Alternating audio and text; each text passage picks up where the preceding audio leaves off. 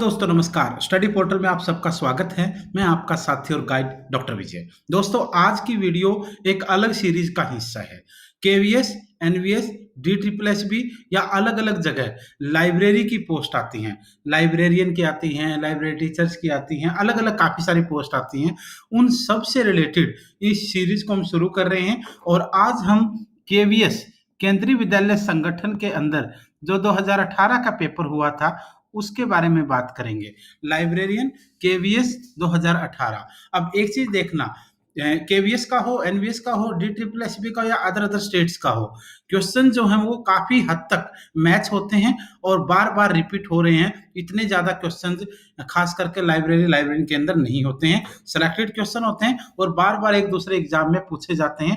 तो इसलिए चाहे आप केवीएस की तैयारी कर रहे हैं, चाहे एनवीएस की कर रहे हैं, चाहे डी ट्रिपल एस बी कर रहे हो या फिर अदर अदर स्टेट्स की कर रहे हो, आप सारी वीडियोस को एक दूसरे के साथ मिलकर जरूर देखा कीजिए। तो आइए शुरू करते हैं। शुरू करने से पहले ये लिखा हुआ है साफ साफ, स्टडी मटेरियल हम लोग प्रोवाइड करवाते हैं आप लोगों को, जनरल पेपर भी और आपका लाइब्रेरी का जो पोर्शन होता है वो भी।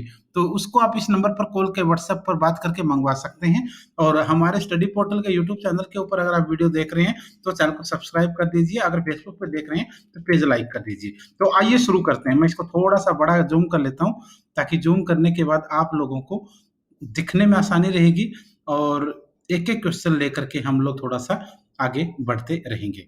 सबसे पहला क्वेश्चन, भारत सरकार में पुस्तकालय एवं सूचना प्रणाली पर राष्ट्रीय नीति committee on national policy on library and information system बनाने के लिए किस समिति का गठन किया के लिए जो समिति का गठन किया गया था वो कब हुआ था? सिंपल क्वेश्चन है। इंग्लिश में कहेंगे तो committee on national policy on library and information system, और हिंदी में कहेंगे तो भारत सरकार में पुस्तकालय एवं सूचना प्रणाली पर जो राष्ट्रीय नीति बनाने के लिए एक समिति का गठन किया गया था वो गठन कब किया गया था? आंसर आ जाएगा आपका 1985। क्वेश्चन नंबर 2, निम्नलिखित में से कौन सा पॉइंटिंग डिवाइस का एक उदाहरण है? पॉइंटिंग डिवाइस का एक उदाहरण आपने बताना है। तो punch hole device, keyboard, scanner, light pen. Pointing device में आपका लाइट पेन आ जाएगा। क्वेश्चन नंबर 3, कौन सी बजट प्रक्रिया शून्य स्क्रैच से चालू होती है और बाद में पूरे वर्ष के लिए प्रस्तावित गतिविधियां बनाई जाती है? तो आपका आंसर होगा यहाँ शून्य आधारित बजट, जिसको जीरो बेस्ड बजट बोलते हैं। Question number 4, international federation of association and institutions, जिसको IFLA बोलते हैं, उसकी स्थापना कौन से वर्ष में की गई थी? तो आपका आंसर आएगा 1927 में। क्वेश्चन नंबर 5, कैटलॉग के निम्न तत्वों में से कौन सा प्रश्नांकन संस्करणों की संख्या आदि से संबंधित है? किसी भी चीज के लिए, किसी भी बिजनेस के लिए, किसी भी प्रोफेशन के अंदर जब आप कोई भी चीज मार्केट के लिए तैयार करते हो या बच्चा अपने फॉलोवर्स के लिए तैयार करते हो तो कैटलॉग उसका एक सबसे इंपॉर्टेंट पहलू होता है। तो ये कहता है कि कैटलॉग के निम्न तत्वों में से कौन सा प्रश्नांकन संस्करणों की संख्या आदि से संबंधित है? कौन सा है? श्रृंखला है, इनप्रिंट है, नोट है, समाकलन है? तो आपका जो आंसर आएगा यहाँ पर वो आएगा समाकलन। क्वेश्चन नंबर 6, निम्नलिखित में से किसमें एक्टिविटी ऑन ऐसे नेटवर्क कंस्ट्रक्शन का उपयोग करते हुए पूर्ववर्ती संबंधों को एक नेटवर्क के रूप में दिखाया गया है? ठीक है, तो एक तो ये मैं इसको शुरू करने से पहले कुछ बता दूं कि आपको अपना हमारा ये व्हाट्सएप नंबर, इसके ऊपर आपको अपना एग्जाम का नाम, अपना सिटी का नाम और अपना खुद का नाम, ये कुछ चीजें इस नंबर पर आपने शेयर करनी है। एग्जाम नेम, नाम खुद का, सब्जेक्ट और सिटी, ये अगर व्हाट्सएप वाले नंबर पे हमारे शेयर कर देंगे जो नीचे दिया हुआ है, तो जो भी इंफॉर्मेशन है वैकेंसी के बारे में, क्लासेस के बारे में, टेस्ट के बारे में, वो सारी आपको समय समय पर मिलती रहेगी। तो आइए देखते हैं, थोड़ा सा मैं इसको एक बार वापस करके, हम लोग जो लास्ट क्वेश्चन हमने डिस्कस किया था, यहाँ लिखा हुआ था, निम्नलिखित में से किसमें एक्टिविटी ऑन ऐसे नेटवर्क कंस्ट्रक्शन का उपयोग करते हुए पूर्ववर्ती संबंधों को एक नेटवर्क के रूप में दिखाया गया है? तो क्वेश्चन का आंसर ऑप्शन आपके नेक्स्ट पे मिल जाएंगे। मैं एक बार क्योंकि PDF है, अगर इसको छोटी करूंगा तो फिर आप लोगों को देखने में आसानी नहीं रहेगी, मुश्किल हो जाएगा देखना, अच्छे से साफ नहीं दिखेगा। और अगर इसको थोड़ा बड़ा करते हैं तो फिर आप समझते हो ये पीडीएफ थोड़ा-सा चलने में संघर्ष करती हुई नज़र आती है। ठीक है, तो आंसर आ जाएगा आपका सीपीएम, डिसीजन ट्री विश्लेषण, टीक्यूएम और पीईआरटी। आपका आंसर यहाँ पर पीईआरटी आ जाएगा। नेक्स्ट क्वेश्चन देखिए, अगला क्वेश्चन क्या है? नेक्स्ट क्वेश्चन है जावा निम्नलिखित में से किस प्रकार की प्रोग्रामिंग लैंग्वेज है? जावा जो है वो निम्नलिखित में से किस प्रकार की प्रोग्रामिंग लैंग्वेज है? आंसर आएगा आपका ऑब्जेक्ट ओरिएंटेड। जावा जो है ऑब्जेक्ट ओरिएंटेड प्रोग्रामिंग लैंग्वेज है। क्वेश्चन नंबर 8वां, अन्य ऑप्टिकल स्टोरेज मीडिया की तुलना में वार्म की मुख्य विशेषताएं क्या हैं? आंसर देना है आपको। रिकॉर्डिंग डिजिटल हो सकती है, एक बार की गई रिकॉर्डिंग अपरिवर्तनीय होती है, ये आपका आंसर रहेगा। क्वेश्चन नंबर 9वां, महाराष्ट्र के कौन से विश्वविद्यालय में सबसे पहले पुस्तकालयाध्यक्षता लाइब्रेरियनशिप में प्रशिक्षण प्रारंभ किया गया था? महाराष्ट्र के कौन से विश्वविद्यालय में सबसे पहले पुस्तकालयाध्यक्षता यानी लाइब्रेरियनशिप में प्रशिक्षण यानी ट्रेनिंग को शुरू किया गया था, प्रारंभ किया गया था? आंसर आ जाएगा आपका मुंबई यूनिवर्सिटी या मुंबई विश्वविद्यालय। नेक्स्ट क्वेश्चन है आपका 10वां, पुस्तकालय विभाग के 5 नियमों में से कौन सा नियम यह परामर्श देता है कि स्थानीय स्तर पर पाठकों के बहुमत के अनुकूल नहीं होने वाली पुस्तकों का चयन न करें? स्थानीय स्तर पर पाठकों के बहुमत के अनुकूल नहीं होने वाली पुस्तकों का चयन ना करें। ये पुस्तकालय विभाग के 5 नियमों में से कौन सा नियम यह परामर्श देता है? तीसरा, दूसरा, पहला, चौथा। जैसे न्यूटन के नियम है ना, उस तरीके से पहला, दूसरा, तीसरा, चौथा, 5वां, ये 5 नियम पुस्तकालय विभाग के हैं जो इस चीज को डिसाइड करते हैं। तो आपका आंसर होगा तीसरा।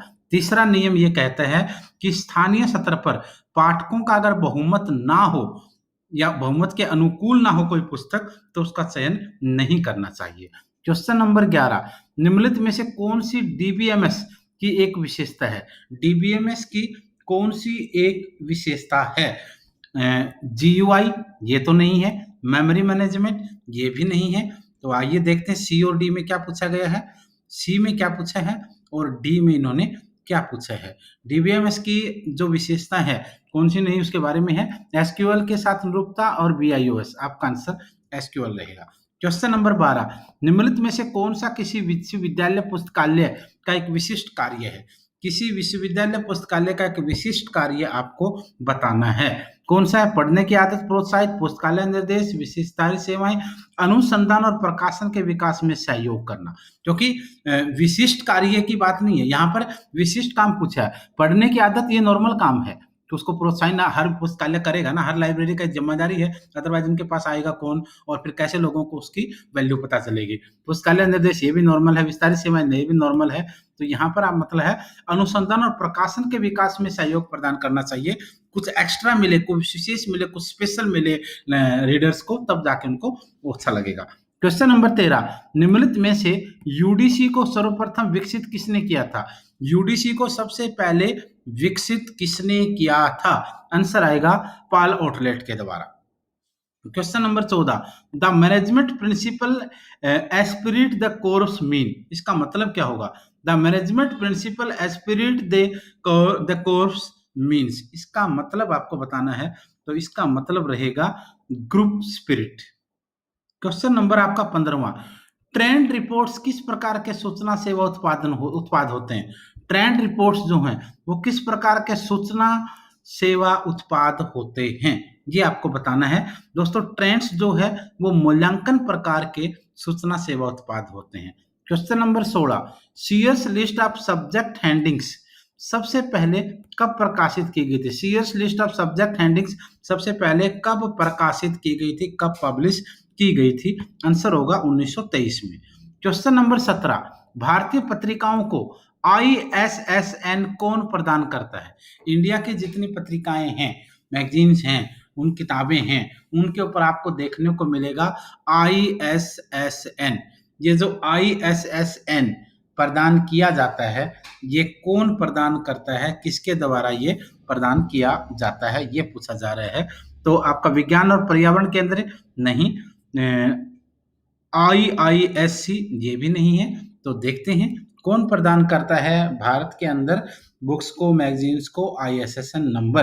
देखते हैं एक बार आंसर आपका क्या हो सकता है। पहले सी और डी ऑप्शन पता चले, उसके बाद अंदाजा हम लगा देंगे। राष्ट्रीय भौतिकी प्रयोगशाला नई दिल्ली, राष्ट्रीय विज्ञान पुस्तकालय। आपका आंसर आएगा राष्ट्रीय विज्ञान पुस्तकालय, NISCIR ने इसके। क्वेश्चन नंबर आपका है 18।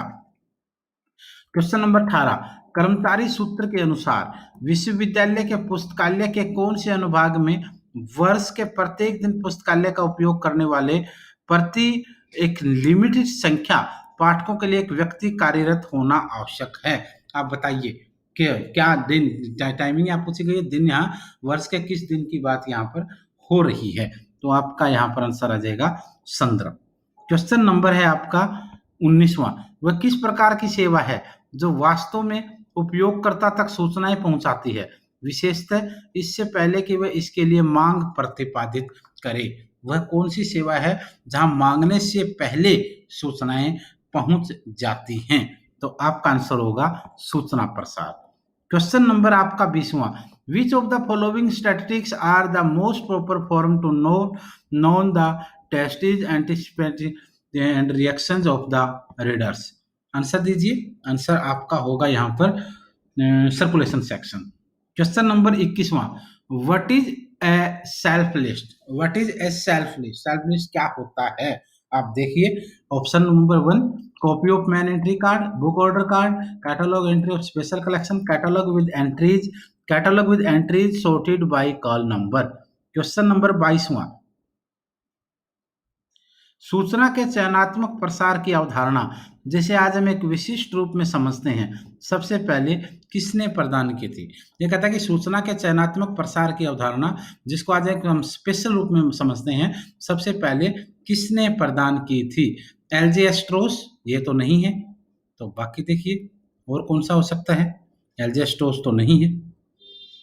तो आइए बाकी ऑप्शन देखते हैं, और बाकी ऑप्शन जैसे ही देखेंगे आपको अंदाजा लग जाने वाला है।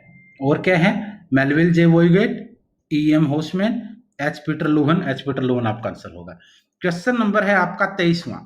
23वें क्वेश्चन में क्या है, किस वर्ष में एग्रीस एक वैश्विक सार्वजनिक डोमेन डाटाबेस का संचालन प्रारंभ हुआ था। कौन से वर्ष में एग्रीस का संचालन प्रारंभ हुआ था। आंसर आएगा 1975। क्वेश्चन नंबर 24, कालन वर्गीकरण में F13 परीक्षण क्या है। कालन वर्गीकरण में F13 परीक्षण करना क्या है। आंसर देखिए, ऑप्शन देखिए, फिर देखिए। पूर्व स्थापित सर्वनिष्ठ एकल केवल टाइम फैसेट के बाद लागू, पश्चातांकन व्यक्तिगत सामान्य वियोजक। आंसर आएगा। क्वेश्चन नंबर 25, निम्नलिखित में से कौन सा संगठन सार्वजनिक पुस्तकालयों की निर्देशिका प्रदान करता है। कौन सा संगठन सार्वजनिक पुस्तकालयों की निर्देशिका प्रदान करता है। आंसर है आपका Raja Ram Mohan Roy library foundation, Kolkata. Question number 26, कालन वर्गीकरण के भाग दिन को क्या कहा जाता है। तो आंसर आप देखिए, ऑप्शन देखिए, वर्गीकरण की अनुसूची, अनुक्रमणिका, नियम, उत्कृष्ट और पवित्र पुस्तकों की अनुसूची। ये आपका आंसर आ जाएगा। क्वेश्चन नंबर आपका 27वां, निम्नलिखित में से कौन सी बैंडविड्थ को मापने की एक इकाई है। कौन सी बैंडविड्थ को मापने की एक इकाई है इनमें से। Bits, hertz, bounds, amplitude. Answer आप देखिए ऑप्शन के हिसाब से, तो आंसर आ जाएगा आपका बिट्स। क्वेश्चन नंबर 28, पुस्तकालय साहित्य और सूचना विज्ञान के निर्माता कौन है। पुस्तकालय साहित्य और सूचना विज्ञान के निर्माता, पुस्तकालय साहित्य और सूचना विज्ञान के निर्माता किसको माना जाता है। पुस्तकालय साहित्य और सूचना विज्ञान के निर्माता किसको माना जाता है या फिर कहेंगे। आंसर आएगा HW विल्सन। क्वेश्चन नंबर 29, 1910 में बड़ौदा केंद्रीय विश्व पुस्तकालय की योजना में निम्नलिखित में से कौन शामिल था। कौन शामिल था। William A Borden. Question number 30, सूचना की मांग करने वाली गतिविधियों के प्रकरण मॉडल को किसने विकसित किया। सूचना की मांग करने वाली गतिविधि के प्रकरण मॉडल को किसने विकसित किया है। ऑप्शन देखिए, David Ellis, TD Wilson, Alfreda Chatman, Nicholas J Belkin. Question number 31, जैसा कि जेके खन्ना द्वारा स्पष्ट किया गया है कि भारत में विशेष पुस्तकालयों की वृद्धि प्रत्यक्ष रूप से किससे संबंधित है? किससे संबंधित है? देखिए, विश्वविद्यालय शिक्षा का विकास, भारत की स्वतंत्रता, समिति आयोगों की सिफारिश, औद्योगिक विकास आपका आंसर होगा। क्वेश्चन नंबर 32, फाइल मैनेजमेंट किसका एक कार्य है? फाइल मैनेजमेंट किसका कार्य है? ऑपरेटिंग सिस्टम का कार्य है फाइल मैनेजमेंट। क्वेश्चन नंबर 33, स्वोट विश्लेषण का आविष्कार किसने किया? स्वोट विश्लेषण का आविष्कार किसने किया? अल्बर्ट एस हम्फ्रे ने। क्वेश्चन नंबर 34, निम्नलिखित में से कौन सी टीक्यूएम तकनीक 80-20 नियम का निर्धारण करती है? 80/20 नियम का निर्धारण कौन सी टीक्यूएम तकनीक करती है? आंसर है आपका परेटा विश्लेषण चार्ट। क्वेश्चन नंबर नेक्स्ट है हमारा 35वां। 35 नंबर क्वेश्चन पर एक पर चलते हैं और देखते हैं 35 क्वेश्चन पर क्या पूछा गया है। 35वें क्वेश्चन में देखिए, ओपेक को निम्नलिखित में से कौन सी विशेषताओं के कारण पारंपरिक कैटलॉग के स्थान पर इसके उपयोग को बढ़ावा मिला है? कौन सी विशेषताओं के कारण? खोज सुविधा किसी भी अवयव के अंतर्गत इसमें उपलब्ध है। क्वेश्चन नंबर 36, प्रिंट से इलेक्ट्रॉनिक सूचना संसाधनों में स्थानांतरण को निम्नलिखित में से किसके तहत एक परिवर्तन के रूप में वर्गीकृत किया जा सकता है? आंतरिक परिस्थिति। क्वेश्चन है आपका 37वां, पुस्तकालय अध्यक्षता के नैतिक सिद्धांत के रूप में 7 लैब्स ऑफ कंडक्ट का सुझाव किसने दिया था? दोस्तों, ये दिया था आर.एल. मित्तल द्वारा। क्वेश्चन नंबर 38, उपयोगकर्ता प्रोफाइल क्या होता है? उपयोगकर्ता प्रोफाइल क्या होता है? उपयोगकर्ता प्रोफाइल उपयोगकर्ता सूचनाओं के व्यवहार को प्रभावित करने वाले अभिलक्षण। क्वेश्चन नंबर है आपका 39वां, स्टेटमेंट्स ईयरबुक का प्रकाशन कौन है? प्रकाशन आपने बताना है। खास करके आप समय-समय के ऊपर अगर देखेंगे तो आपको कुछ ऐसी प्रकाशन मिलेंगे जिनका संबंध किसी स्पेशल फर्म से या स्पेशल इंडस्ट्री से या स्पेशल विभाग से माना जाएगा। तो उसमें देखिए, ऑप्शन 1 आपके लिए है पालग्रे मैकमिलन यूके ये आंसर आ जाएगा इसमें। क्वेश्चन है आपका 40वां क्वेश्चन एक बार देख लीजिए। 40वां क्वेश्चन, आवधिक नियंत्रण के लिए 3 कार्ड सिस्टम में कौन सा कार्ड मात्रा, वितरण व प्रकाशन की तिथि आदि से संबंधित प्रविष्टों की रिकॉर्डिंग के लिए उपयोग किया जाता है? कौन सा? Classified card, classified index card, register card, check card. Answer आएगा रजिस्टर कार्ड। क्वेश्चन नंबर 41, राष्ट्रीय पुस्तकालय सप्ताह का आयोजन भारत में कब से प्रारंभ हुआ? राष्ट्रीय पुस्तकालय सप्ताह का आयोजन भारत में कब से प्रारंभ हुआ? आंसर आएगा 1968 से। क्वेश्चन नंबर 42, निम्नलिखित में से किसने संदर्भ साक्षात्कार का फोल्ड उद्देश्य का वर्णन किया है? आंसर आ जाएगा आपका विलियम ए कैटेज ने। क्वेश्चन नंबर 43, जब कोई व्यक्ति उसके कार्य या विश्राम के लिए सूचना प्राप्त करना चाहता है या चाहती है तो उसे क्या कहा जाता है? जब कोई व्यक्ति उसके कार्य या विश्राम के लिए सूचना प्राप्त करना चाहता है तो उसको क्या कहेंगे आप लोग? A B C D option देखिए आप फटाफट। उसे सूचना की मांग कहेंगे, सूचना की चाह कहेंगे, सूचना की अपेक्षा, सूचना की आवश्यकता। जब कोई व्यक्ति उसके कार्य या विश्राम के लिए सूचना प्राप्त करना चाहता है या चाहती है तो उसे सूचना की आवश्यकता कहेंगे। Question number 44, which type of service is Shodh Gangotri repository of Indian research in progress? Which type of? Answer option देखिए, आंसर देखिए, document delivery service, review service, alerting service. आपका सी आंसर आ जाएगा। क्वेश्चन नंबर चलते हैं हम लोग 45 पर। 45 क्वेश्चन नंबर 45 क्वेश्चन नंबर 45 देखिए क्या है? निम्नलिखित में से कौन सी उपयोगकर्ता अध्ययन की एक अप्रत्यक्ष विधि है? उपयोगकर्ता अध्ययन की एक अप्रत्यक्ष विधि निम्नलिखित में से कौन सी है? ऑप्शन 1 डायरी, ऑप्शन 2 पुस्तकालय रिकॉर्ड्स का विश्लेषण। ये आपका आंसर आ जाएगा। क्वेश्चन नंबर 45 के बाद हम चलते हैं 46 पर। 46वां क्वेश्चन देखिए क्या कहा गया है? अनुक्रमण स्रोत और अमूर्त पत्रिकाएं किस तरह की सूचना के स्रोत हैं? किस तरह की सूचना के स्रोत हैं? आंसर आएगा ग्रंथ सूची। Question number 47, SR. रंगनाथन के अनुसार संदर्भ सेवा जो अवशिष्ट सिद्धांतों और सामान्यताओं से संबंधित है लेकिन विशिष्ट भागों में आसानी से लागू नहीं की जा सकती को क्या कहा जाता है? उसे आप सामान्य पाठक के लिए सामान्य सहायता कहेंगे। क्वेश्चन नंबर 47, निम्नलिखित में से कौन सा विवरणात्मक कैटलॉगिंग के लिए एक मानक है? विवरणात्मक कैटलॉगिंग के लिए एक मानक कौन है? 4 ऑप्शन दिए गए हैं, उनमें से आंसर आ जाएगा आरडीए। क्वेश्चन नंबर 49, कैटलॉगिंग में कौन सा ये नियम या निर्देश देता है कि किसी विशेष परिघटना पर लागू 2 या अधिक संभावित वैकल्पिक नियमों में से समग्र अर्थव्यवस्था के लिए लाभकारी नियम को प्राथमिकता दी जानी चाहिए? तो आंसर आ जाएगा आपका बचत का नियम। क्वेश्चन नंबर 50, निम्नलिखित में से कौन सा मशीन इंडिपेंडेंट निम्नलिखित में से कौन सा मशीन इंडिपेंडेंट, पूरा क्वेश्चन एक बार देख लेते हैं, फिर आपको अंदाजा आ जाएगा। क्वेश्चन नंबर 50 हम कर रहे हैं, 50वें क्वेश्चन को हम पढ़ रहे हैं, देख रहे हैं, सोल्व करेंगे इसको। यस, ये कहता कि मशीन कौन सा एक सेकेंड यार, मैं थोड़ा सा क्वेश्चन, क्योंकि ये पीडीएफ है ना, बार बार चलने में आपको पता ही है परेशान कर ही रही है। देखिए क्वेश्चन देख लेते हैं एक बार। निम्नलिखित में से कौन सा मशीन इंडिपेंडेंट और ओपन सोर्स ऑपरेटिंग सिस्टम है? इंडिपेंडेंट और ओपन सोर्स ऑपरेटिंग सिस्टम कौन सा मशीन इनमें से है, ये आपको बताना है।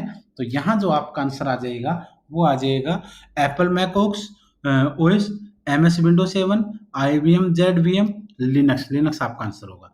क्वेश्चन नंबर 51, महाराष्ट्र लोक पुस्तकालय अधिनियम में राज्य पुस्तकालय परिषद के पदेन अध्यक्ष कौन है?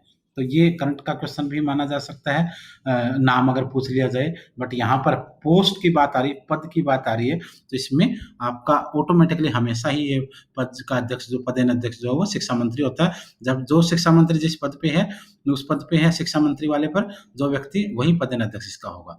क्वेश्चन नंबर 52, जब कोई मैसेज एक ही समय में एक ही चैनल पर संचारित और प्राप्त होता है तो नेटवर्क प्रीवेक्स में ट्रांसमिशन के इस तरह के प्रकार को क्या कहा जाता है? इसको आप लोग फुल डुप्लेक्स बोलेंगे। क्वेश्चन नंबर 53, निम्नलिखित में से कौन सा घटक स्वचालित अधिग्रहण मॉड्यूल है? कौन सा घटक स्वचालित अधिग्रहण मॉड्यूल है? आंसर देखिए, मेंबर कैटेगरी, अथॉरिटी फाइल आपका आंसर होगा। क्वेश्चन नंबर 54, निम्नलिखित में से कौन सा भारत में विज्ञान और प्रौद्योगिकी दस्तावेजों के लिए अनुवाद सेवा प्रदान करता है? निष्केर आपका आंसर होगा NISCAIR दिल्ली। क्वेश्चन नंबर 55, शैक्षणिक पुस्तकालयों में सूचना सेवाओं के विकास के लिए, शैक्षणिक पुस्तकालयों में सूचना सेवाओं के विकास के लिए 1991 में यूजीसी द्वारा प्रारंभ, आगे देखिए क्वेश्चन।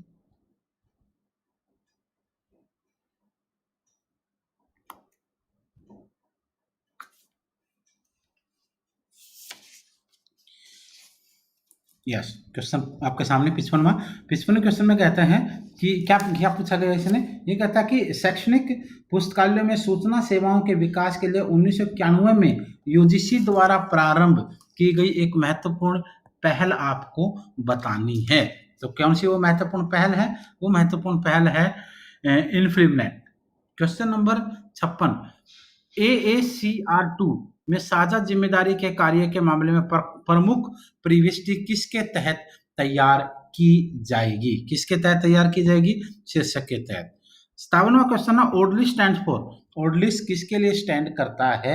इसका मतलब आपको बताना यहाँ पर है। आपका आंसर होगा online dictionary of library and information science, ये ओडलिस है आपका। Question number 58, library buildings planning and design के लेखक कौन है? Library building planning and design के लेखक का आपको नाम बताना है। आंसर है PN कोल। क्वेश्चन नंबर 59, जब उपयोगकर्ता को रासायनिक तत्वों के व्यापक विषय को समझने में सहायता प्रदान की जाती है तो इसे क्या कहा जाता है? इसे उपयोगकर्ता सहयोग कहा जाता है। उसके बाद हम चलते हैं नेक्स्ट क्वेश्चन पर, क्योंकि इसमें है ना, खास करके बाकी सब्जेक्टों की बजाय जो लाइब्रेरी वाले क्वेश्चन पेपर होते हैं उनमें जो क्वेश्चन है वो उसकी स्टेटमेंट काफ़ी लंबी होती है, जिसकी वजह से हमें बार बार पेज को आगे पीछे जाना पड़ रहा है। क्वेश्चन नेक्स्ट, और फिर जितने बड़े क्वेश्चन होंगे उतनी PDF लंबी बनेगी पेपर की, और फिर PDF को चलाना खास करके रिकॉर्डिंग के टाइम पे सबसे बहुत मुश्किल काम है। क्वेश्चन नंबर 60, पुस्तकालयों के पुस्तक अधिग्रहण कार्य में इवेंट का क्या अर्थ होता है? पुस्तकालयों के पुस्तक अधिग्रहण कार्य में इवेंट का क्या अर्थ होता है, ये आपसे पूछा गया है। इवेंट का मतलब होता है स्वीकृत मदों की सूची। स्वीकृत मद, कितने मद चाहिए आपको, कितने लोट चाहिए। Question number 61, classified catalogue code में एक वर्गीकृत कैटलॉग में जोड़ी गई विशिष्ट वर्ग संख्या प्रविष्टि को किस रूप में परिभाषित किया गया है? किस रूप में परिभाषित किया गया? प्रति संदर्भ प्रविष्टि। क्वेश्चन नंबर 62, यूनिवर्सल दशमलव वर्गीकरण। यूनिवर्सल दशमलव वर्गीकरण किस प्रकार की योजना है? किस प्रकार की योजना है आपको यहाँ पर बताना है। ऑप्शन नंबर ए पूर्णतः फलकित, ऑप्शन नंबर 2 परिगणात्मक, ऑप्शन नंबर 3 लगभग फलकित, ऑप्शन नंबर 4 लगभग परिणात्मक। आंसर आ जाएगा लगभग फलकित। क्वेश्चन नंबर 63, ऐसा रंगनाथन द्वारा विकसित वर्गीकरण के सामान्य सिद्धांत निम्नलिखित में से किस श्रेणी में वर्गीकृत किए जा सकते हैं? किस श्रेणी में वर्गीकृत किए जा सकते हैं? आंसर आएगा वर्गीकरण का गतिशील सिद्धांत। क्वेश्चन नंबर 64, कोठारी आयोग द्वारा अनुशंसित वित्तीय आकलन किस प्रकार का है, जिसके तहत एक विश्वविद्यालय को हर साल प्रत्येक विद्यार्थी को प्रत्येक शिक्षक पर इतने रुपए व्यय करने चाहिए? इसको किस प्रकार का आकलन आप लोग कहेंगे? कैसा आकलन कहेंगे? प्रति व्यक्ति निधि कहेंगे इसको। क्वेश्चन नंबर है आपका 64 के बाद 65। निम्नलिखित में से किसने सबसे पहले कैटलॉगिंग के उद्देश्यों और माध्यमों की रूपरेखा तैयार की है? किसने सबसे पहले की है? चार्ल्स ए कटर के द्वारा। क्वेश्चन नंबर 66, पॉइंट सिस्टम निम्नलिखित में से किसके साथ हुआ? पॉइंट सिस्टम निम्नलिखित में से किसके साथ हुआ है? आंसर आएगा कार्य मूल्यांकन। क्वेश्चन नंबर 67, निम्नलिखित में से कौन सी नेटवर्क टोपोलॉजी में केवल बाहर निकलते ही होते हैं लेकिन केबल के छोर को वापस नहीं लाया जाना चाहिए? आंसर आएगा बस। क्वेश्चन नंबर 68, निम्नलिखित में से कौन सा पुस्तक चयन टूल है? कौन सा पुस्तक चयन टूल है? आंसर आएगा भारतीय राष्ट्रीय ग्रंथ सूची। क्वेश्चन नंबर 69, निम्नलिखित में से कौन सा पुस्तकालय संसाधन साझा करने के लिए एक व्यवहार्य माध्यम है? वो कौन सा है? तो आपका आंसर आ जाएगा संकाय। क्वेश्चन नंबर हम चलते हैं 70वें पे। सोल SOUL सॉफ्टवेयर का वर्तमान संस्करण क्या है? आंसर देखिए आप लोग अंदाजा लगा सकते हैं क्वेश्चन देख करके कि क्या हो सकता है। सोल सॉफ्टवेयर का वर्तमान संस्करण क्या है? सोल 2.0। ये उस पेपर में पूछा गया था, आगे जाकर ही चेंज होता रहेगा। क्वेश्चन नंबर 71, बूलियन ऑपरेटरों का कौन सा संयोजन अधिक दस्तावेज पुनर्प्राप्त करता है? आंसर आएगा आपका ए और बी। क्वेश्चन नंबर 71 के बाद चलते हैं क्वेश्चन नंबर 72 के ऊपर। 72 नंबर क्वेश्चन आप देखिए क्या पूछा गया उसमें, ताकि आपको थोड़ा आइडिया लगे कि तैयारी आपकी कैसी है। तैयारी अगर सही से करेंगे, रेगुलर करेंगे, बीच में छोड़ेंगे नहीं, तो ऑटोमेटिकली जब तक पेपर आते हैं तैयारी ऑटोमेटिकली अच्छी हो जाती है। यस, क्वेश्चन देखिए, क्वेश्चन आपके सामने आ गया स्क्रीन पे। Yes, UNESCO public library manifesto जो 1994 में वर्गीकृत किया गया था, किसके सहयोग में तैयार हुआ? यूनेस्को पब्लिक लाइब्रेरी मैनिफेस्टो जो 1994 में वर्गीकृत किया गया था, किसके सहयोग से तैयार हुआ था? आंसर आ जाएगा इफ्ला के सहयोग से। इफ्ला का सेकंड क्वेश्चन है ये। क्वेश्चन नंबर 73, निम्नलिखित में से कौन सी ज्ञान की विशेषता सही है? ज्ञान की विशेषता निम्नलिखित में से कौन सी सही है? ज्ञान निर्भर होता है। क्वेश्चन नंबर 74, निम्नलिखित में से कौन सा विस्तार एक्सटेंशन डेटा के अनकंप्रेस्ड आउटपुट को दर्शाता है? आंसर आएगा BMP। क्वेश्चन नंबर आपका 75, कैटलॉग जिसमें कुछ प्रविष्टियां असंख्या प्रविष्टियों के रूप में होते हैं और कुछ पाठ प्रविष्टियों के रूप में होती हैं, उसे क्या कहा जाता है? उसे दोस्तों वर्गीकृत कैटलॉग कहते हैं। क्वेश्चन नंबर 76, एक साहित्यिक कार्य के लिए कॉपीराइट की सुरक्षा की अवधि भारत में कितनी है? एक साहित्यिक कार्य के लिए कॉपीराइट की सुरक्षा की अवधि भारत में कितनी है? आंसर आएगा आपका लेखक की मृत्यु के बाद 60 वर्ष तक। क्वेश्चन नंबर 77, निम्नलिखित में से कौन सी वेब ओपेक की विशेषता है? वेब ओपेक की विशेषता कौन सी है? प्री कोऑर्डिनेटेड फ्रेज इंडेक्स ये भी नहीं है, तो देखते हैं कौन सी है। कमांड लैंग्वेज पर आधारित होती है, नेविगेशन पर आधारित होती है, ये आपका आंसर आ जाएगा, नेविगेशन पर आधारित होती है। क्वेश्चन नंबर 78, निम्नलिखित में से किसे कंप्यूटरों की 5वीं पीढ़ी के तहत वर्गीकृत किया जा सकता है? किसको कंप्यूटरों की 5वीं पीढ़ी के तहत वर्गीकृत किया जा सकता है? Artificial intelligence. क्वेश्चन नंबर 74, व्यक्तिगत उपयोगकर्ताओं को शिक्षित करने में निम्नलिखित में से कौन सी विधि लागू होती है? व्यक्तिगत उपयोगकर्ता को शिक्षित करने में कौन सी विधि लागू होती है? आंसर आएगा आपका स्वयं शिक्षण विधि। क्वेश्चन नंबर 80, डिवे दशमलव वर्गीकरण में संख्या, इसका अर्थ बताइए आप लोग। अर्थ क्या रहेगा आपका? अर्थ आपका रहेगा सूचना प्रदान करने वाले अन्य साधनों को पढ़ना और उनका उपयोग। ये ध्यान रखना आप लोगों ने इन चीजों को। क्वेश्चन नंबर 81, विश्वकोश ब्रिटानिका के जितने भी संस्करण यहाँ पर दिए गए हैं उनका अंतिम प्रिंट संस्करण कब प्रकाशित हुआ है? ये कुछ चीजें मैं आपको छोड़ रहा हूँ ताकि आप थोड़ा एनालिसिस कर लो इन चीजों को, तब आपको आइडिया लग जाएगा। 2012।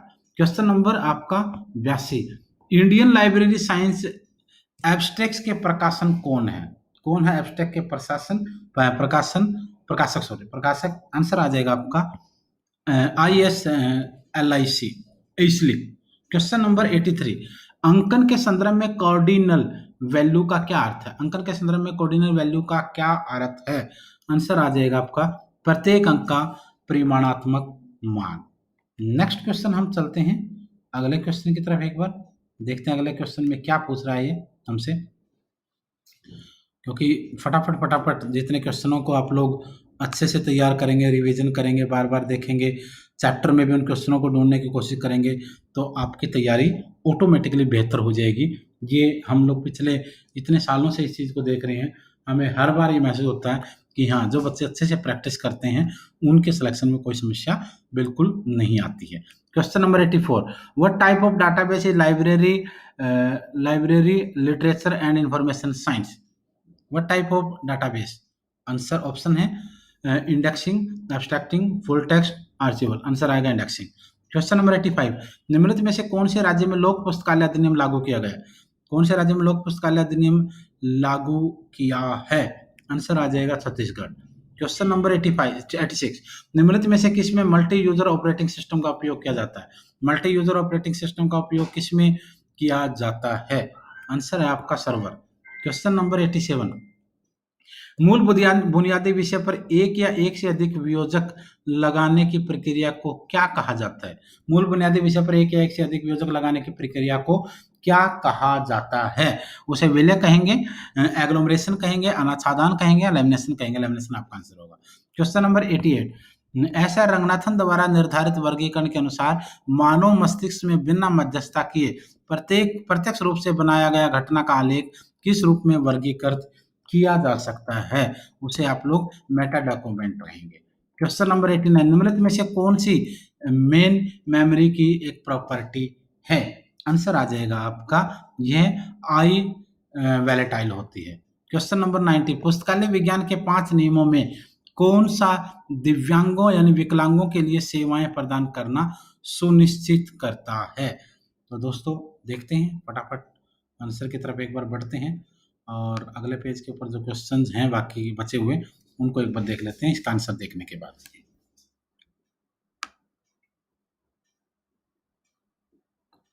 आंसर है आपका दूसरा, सेकंड।